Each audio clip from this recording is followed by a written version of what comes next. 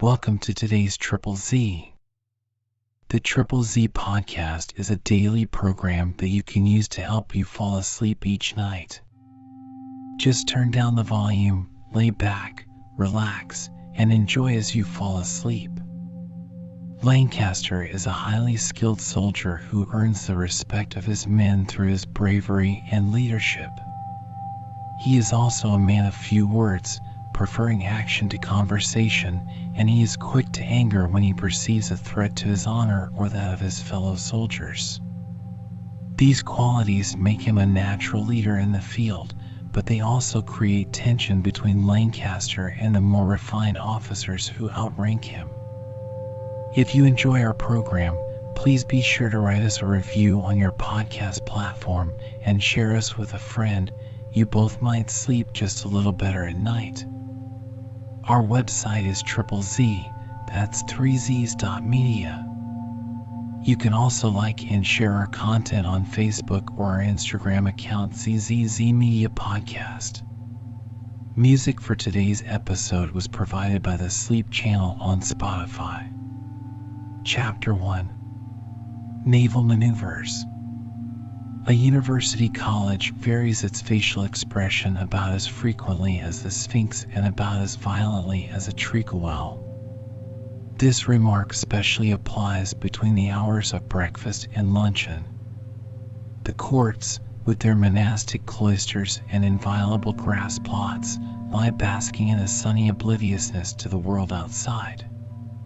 Their stately exclusiveness is accentuated rather than diminished by the glimpse of an occasional flying figure in a cap and gown, or the spectacle of a middle-aged female of a discreet and chastened appearance who glides respectfully from one archway to another, carrying a broom and a tin pail, or alas for the goings-on that a cloistered cell may conceal behind its hard muslin curtains.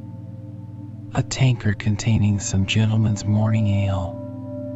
In one corner, close to the buttery door, you may behold one of the college cats, which appears to be combining a searching morning toilet with a course of practical calisthenics, and inside the massive arch of the gateway stands a majestic figure in a tall hat, whom appreciative Americans usually mistake for the master, but who in reality occupies the far more onerous and responsible post of head porter. Perhaps the greatest variation from the normal is to be observed on a Saturday morning. Then the scene is brightened by the vision of an occasional washerwoman who totters bravely at one end of a heavy basket, what time her lord and master, who has temporarily abandoned his favorite street corner and donned Sabbath attire for this, his weekly contribution to the work of the world, sulkily supports the other. Undergraduates, too, are more in evidence than on other days. On most mornings they either stay indoors to work or sleep, or else go outside the college altogether. Loitering in the courts is not encouraged by the authorities. Not that the undergraduate minds that, but it will probably cost him half a crown every time he does so, not because he loiters, but because he smokes. The old court of St. Benedict's College. It is hardly necessary to say that we are in Cambridge and not in Oxford, otherwise we should have said quad presents to us on the present occasion a very fair sample of a Saturday morning crowd. The observant eye of the dean, looking down, like Jezebel, from an upper chamber, can discern 1. 3 washerwomen with the appurtenances thereof. 2. One small boy delivering the granta. 3. A solitary spectacled gentleman of the type described by the university calendar in stately periphrasis as a native of Asia, not of European parentage, but more tersely classified by the rest of the community as a nigger, hurrying in cap and gown to secure a good place at the feet of some out-of-college Gamaliel. 4. A kitchen man in white jacket and apron, bearing upon his head a tray containing a salmon mayonnaise, cutlets and aspic, and a special Cambridge dainty known as grassy corner pudding, a fearsome compound of whipped cream and pistachio nuts. 5. A buttery boy, walking close behind, with a basket containing bottles. Evidently some young gentleman is about to entertain angels unawares so far as his bill-paying papa is concerned. 6. For young men converging to a group in the center of the court. Of these, 2 are attired in the undergraduate mode of the moment, tweed jackets with leather buttons, waistcoats of the Urim and Thummim variety, gray flannel trousers well turned up, clamorous silk socks, and heavy Highland shooting brogues. The third wears what the college regulations describe rather ingenuously as athletic dress. Pheidippides himself would have found it difficult to perform feats of prowess in a costume composed of split pumps, white duck trousers, and a blazer admirably qualified to serve as a model of the solar spectrum. It may be mentioned in passing that, to the college regulations, athletic dress is not in itself a costume in which it is possible to perform athletic feats, but one whose color scheme clashes with the sub-fusc standard which obtains at all college courts until 1 p.m., such, in fact, as would tend to distract the eye and sap the diligence of those who traverse the courts on their way to lectures. In consequence, he who would be matutinally athletic must either keep his war paint somewhere out of college or drape himself like a stage conspirator as he flits from his rooms to the river or fenners. The fourth gentleman of the party was dressed, if not gorgeously, sufficiently respectably to warrant the assumption that he was not a member of the university. All 4 were smoking. The dean, glancing in the direction of the gateway, and observing with sardonic satisfaction that the watchful Cerberus there was taking a note of the delinquency, returned to his work. Regardless of the prospective loss of half a crown apiece, the undergraduates exchanged cheerful greetings. "Hello, Dishiwashi." "Hello, Gussie." "Hello, Towser." There ensued an awkward pause, while Messrs. Gussie and Towser, nervously conscious of the presence of a stranger to whom they were about to be presented, looked intently at their boots and waited for the introduction to take place. The gentleman previously addressed as Dishiwashi, a diminutive youth with wizened features, his name was Dishit Watson, cleared his throat. "Introduce my brother," he said huskily. "Mr. Poltimore, Mr. Angus." The gentleman indicated shook hands with the visitor, and Mr. Angus, after a mental effort, inquired, "Come to see us go ahead?" He giggled deprecatingly, to show that he did not really mean this. "Hope so," said Dishiwashi's brother politely. "I hear you've got a pretty hot crew," he added. "First chop," said Mr. Poltimore. "You just arrived?" "Yes, down from town this morning." "Oh, live there?" "Yes." "Oxford man," interpolated Dishiwashi swiftly. "Sent down," he added in extenuation. The other 2 nodded sympathetically, and the conversation proceeded more briskly. "Are you going to catch those chaps tonight, Dishi?" inquired Mr. Angus earnestly.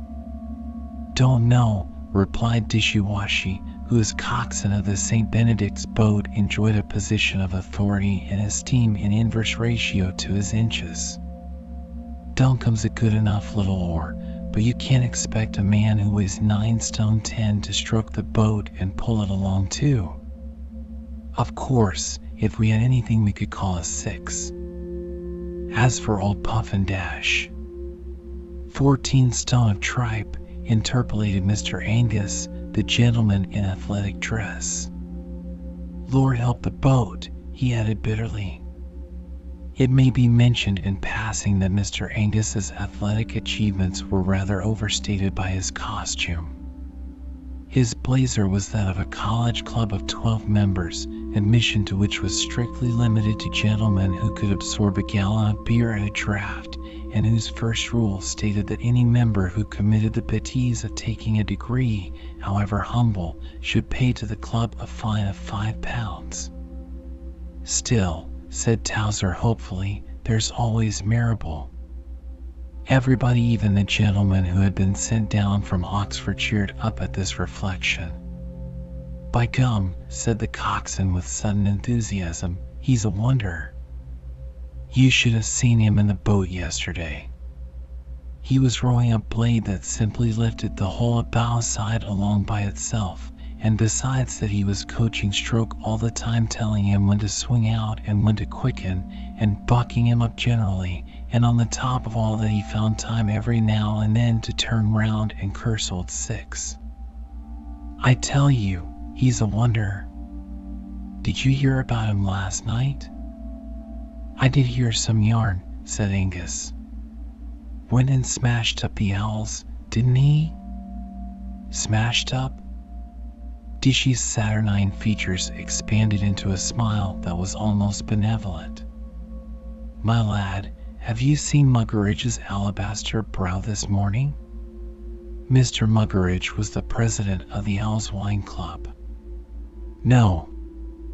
Well, last night I was going round about 10:30 to see that all the crew were in their beds.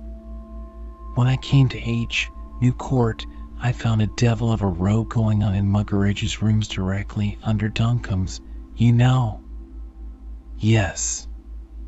Go on, said all, much interested.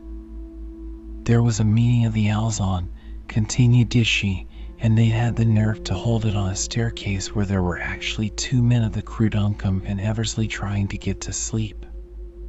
What did you do? Inquired Poltimore. Went in and reminded them. I thought they might have forgotten.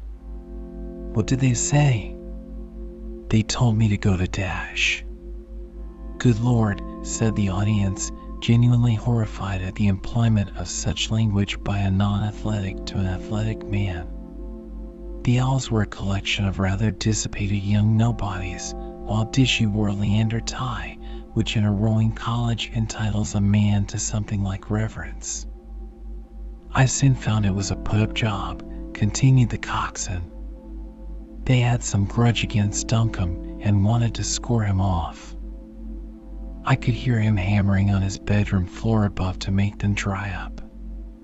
What did you do then? I explained to them exactly what I thought of them, replied the coxswain simply. What did you say, exactly? Dishy told them. They smacked their lips appreciatively, and the next question followed pat. And what did they do? Well, they were a bit far gone, Dash. Drunken sweeps, remarked the virtuous Gussie, who belonged to a rival institution. Yes.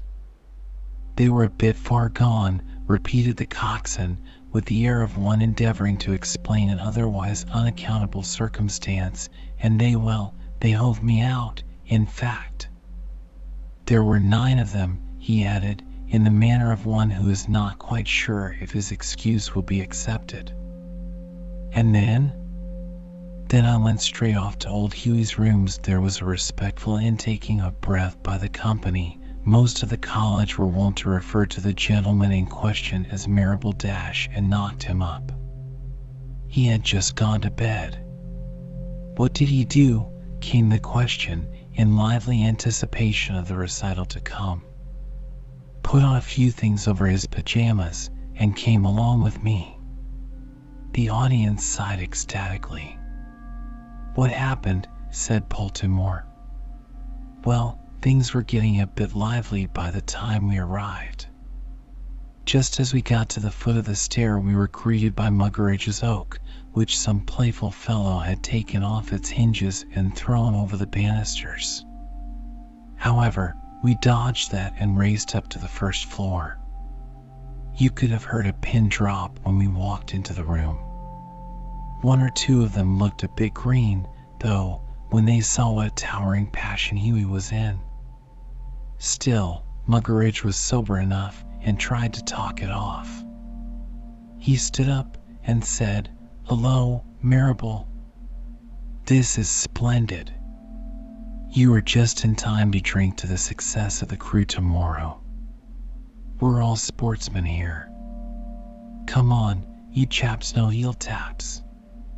He stood waving his glass, but anybody could see that he was in a putrid funk. Huey shut the door behind him and leaned against it and said, "Muggeridge, I don't know you very intimately, but I know this, that you always were a worm and a bounder. You can't altogether help that, and personally I don't particularly mind, although you give the college away a bit. Still, I think the college can bear that. You are quite at liberty to get full and amuse yourself in any way you please, so long as you and your pals don't interfere with other people.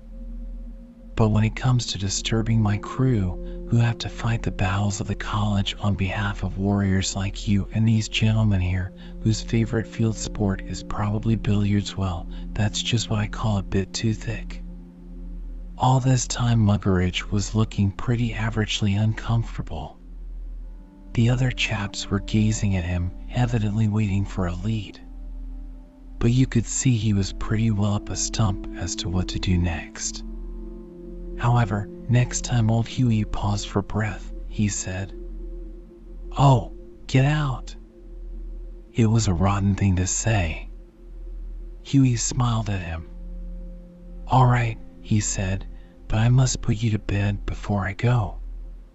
Before anybody could do anything, he was across the room and had a grip of Muggeridge by the back of the neck and one wrist, which he twisted round behind somehow. Then he turned him round and kicked him all the way across the room into his bedroom. He used Muggeridge's head as a sort of battering ram to open the door with. Oh, it was the most gorgeous spectacle. There was a little sigh of rapture all round the group. Muggeridge was a prominent member of that class of society which undergraduates and other healthy and outspoken Philistines designate simply and comprehensively as Tishbites or Tishes. He shut him in and locked the door, continued the coxswain, and then he turned on the other 8. They were a pretty average lot of worms, you know them? There was a murmur of assent, and Mr. Poltimore, with rather belated presence of mind, hurriedly explained to the Oxford gentleman that the band of heroes under discussion were not in any sense representative of the rank and file of the college, and they just sat round the table looking perfectly paralytic. As a matter of fact, most of them were. Huey laid hold of the biggest of them, Skeffington, and said, "This meeting is adjourned, gentlemen. Just to show you that I'm speaking the truth, I'll heave the senior member present downstairs." "Did he?" asked everybody. "No. He'd have killed him if he had. He picked Skeff up by the collar and the seat of his bags and said to me, 'Watch him, Dishy.' Then he carried Skeff downstairs and slugged him into the middle of the grass plot outside." "Good egg," murmured Mr. Angus. "Didn't the others try to bolt?" inquired Towser. "The idea was mooted," replied the coxswain loftily, "but I told them to sit still or they'd get their silly heads knocked together." "Did he cart them all downstairs?" "No, it would have been too tame a job with such a set of mangy squirts. He simply came back and said, 'Now, you miserable little snipes, I give you 15 seconds to quit these premises. The last man out will be personally assisted downstairs by me. I'm sorry I've only got slippers on.' Still, he landed the Honorable Hopton Hattersley a very healthy root for all that," concluded Dishy with a seraphic smile. After that the porter arrived with the dean's compliments, and it was past the hour for music, gentlemen, but Huey slapped him on the back and told him that he had arrived too late for the fair. Then he went home to bed as cool as a cucumber. "Oh, he's hello, there he is. I must catch him. So long, you men. See you at lunch, Reggie." And Mr. Dishit Watson, swelling with importance, hurried off to overtake a figure which had swung out of a distant staircase in the southwest corner of the court and was striding towards the gateway. There was no undergraduate slouchiness discernible either in the dress or in the appearance of the captain of the St. Benedict's boat. He was a strong-limbed, clean-run young man of about 21, perhaps a trifle too muscular to be a quick mover, but, with his broad back and sinewy loins, an ideally built rowing man. He was a youth of rather grave countenance, with shrewd blue eyes which had a habit of disappearing into his head when he laughed, and a mouth in which, during these same periods of exhilaration, his friends confidently asserted that you could post a letter. He was a born leader of men, and, as the discerning reader will have gathered from Mr. Dishwatson's narrative, was still strongly imbued with what may be called public school principles of justice. He entirely refused to suffer fools gladly or even resignedly, but had a kindly nod for timorous freshmen, a friendly salute for those dons who regarded undergraduates as an integral part of the scheme of college life and not merely as a necessary evil, and a courtly good day for fluttered and appreciative bedmakers. He never forgot the faces or names of any of those over him or under him, dons and college servants, that is, and further, in his own walk of life, a society in which you may recognize the existence of no man, even though he daily passes you the salt or gathers you under his arm in the familiarity of a rugby scrummage, until you have been formally introduced to him. He never pretended to do so. While Mr. Dishwashi's short legs are endeavoring to bring him alongside the striding Olympian in front, it will perhaps be well to explain why it was so absolutely essential to the welfare of St. Benedict's College that 8 young men should enjoy a night's rest untrammeled by revels on the floors below. For the benefit of those who have never made a study of that refinement of torture known as a bumping race, it may be mentioned that at Oxford and Cambridge the various college crews, owing to the narrowness of their rivers, raced not abreast but in a long string, each boat being separated from its pursuer and pursued by an equal space. Every crew which succeeds in rowing over the course without being caught or bumped by the boat behind it is said to have kept its place, and starts in the same position for the next day's racing. But if it contrives to touch the boat in front, it is said to have made a bump, and both bumper and bumped get under the bank with all speed and allow the rest of the procession to race past. Next day bumper and bump change places, and the victors of the day before endeavor to repeat their performance at the expense of the next boat in front of them. The crew at the head of the river have, of course, nothing to catch, and can accordingly devote their attention to keeping away from number 2, which is usually in close attendance owing to the pressing attention of number 3. And so on. The racing takes place during 4 successive evenings in the May week, so called for the somewhat inadequate reason that it occurs in June. It was now Saturday, the last day of the races, and the men of St. Benedict's knew that an enormous effort must be made that evening.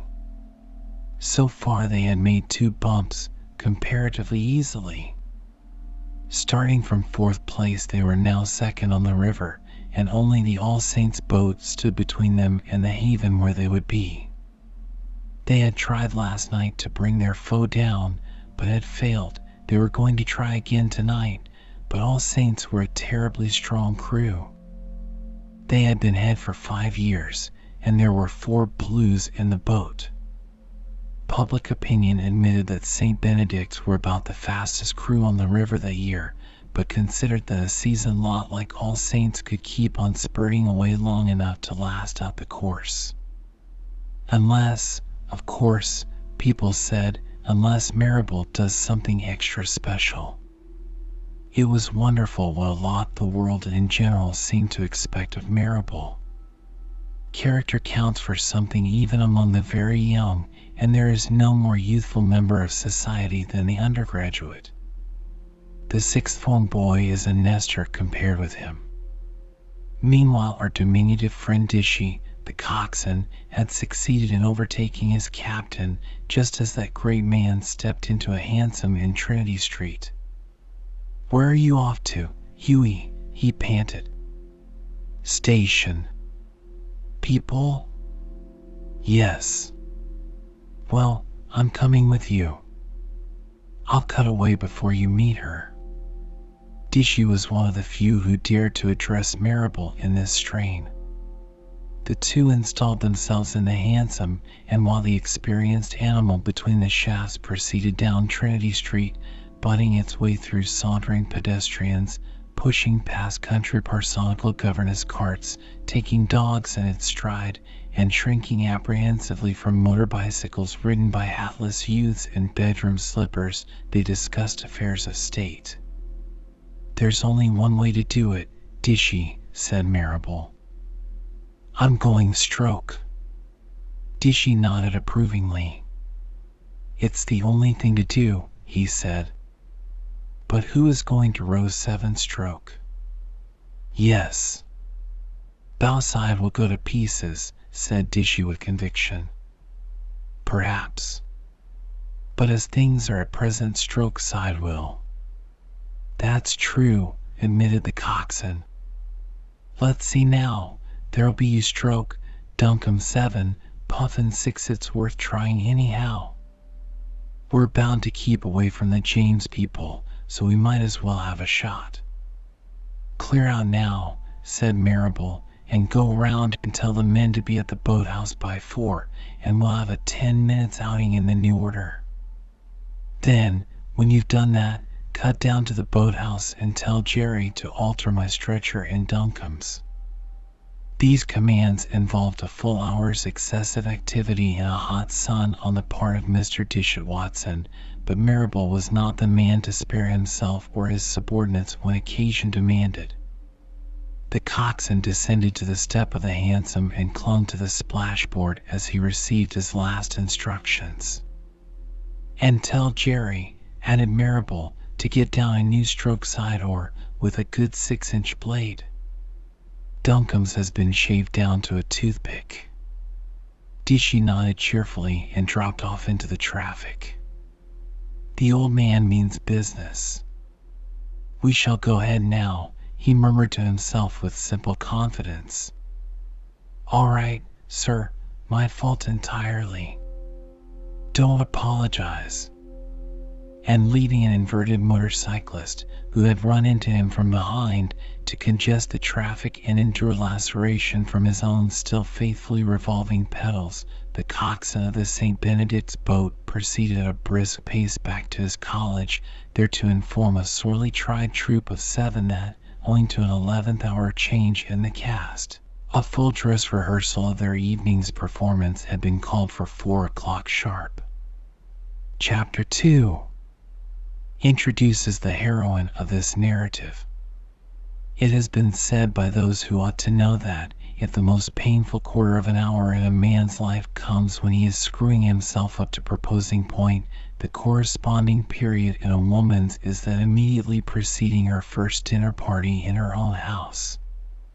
Granting the unpleasantness of both these chastening but necessary experiences, a mere male may be excused for inquiring why the second should be earmarked as the exclusive prerogative of the opposite sex. There is no more morbidly apprehensive creature under the sun than the undergraduate about to give a state luncheon party which is to be graced by the presence of his beloved. Hughie Marable sat back in his hansom with knitted brow, and checked some hieroglyphics on the back of an envelope. "Let's see," he murmured to himself, "dress crab. Can't go wrong there. Told the cook to be sure to send it up in the silver scallops with the college crest on. After all, it's the trimmings that really appeal to a woman. Not the food, but the way you serve it up. Rome creatures," he added parenthetically. "Prawns in aspic. That always looks nice, anyway, though not very filling at the price. I remember last year Kitty Devenish said it looked simply dash." Huey checked his soliloquy rather suddenly, and, if anyone else had been present in the hansom, would probably have blushed a little. Miss Kitty Devenish was what cycle dealers term a last year's model, and at the present moment Huey was driving to meet someone else. He continued, "Cutlets a la reform. Quite the best thing the kitchens turn out, but not so showy as they might be. Still, with old Hewish's Crown Derby plates, it was decent of the old man to lend them. I hope to goodness Mrs. Gunn won't do anything rash with them they ought to do. Grassy corner pudding. That always creates excitement, though it tastes rotten. Fruit salad, cream gruel. That's safe enough. Macaroni au gratin. She won't touch it, but it'll please Uncle Jimmy and Jack Ames. Wish I could have some myself. Never mind, only about 6 hours more." Huey smacked his lips. It is hard to sit among the flesh pots and not partake thereof. His fare at this feast would be cold beef and dry toast. He turned over the envelope. "Drink. Don't suppose she'll have anything, but I can't take that for granted. There's a bottle of Lancaster Doctor and some bone. I wonder if it would be best to have them open before I ask her what she'll drink, or ask her what she'll drink before I open them. I'll have them open, I think. She might refuse if she saw the corks weren't drawn. Anyhow, Mrs. Ames will probably take some. But, great Scott! I must ask Mrs. Ames first, mustn't I? That's settled anyway.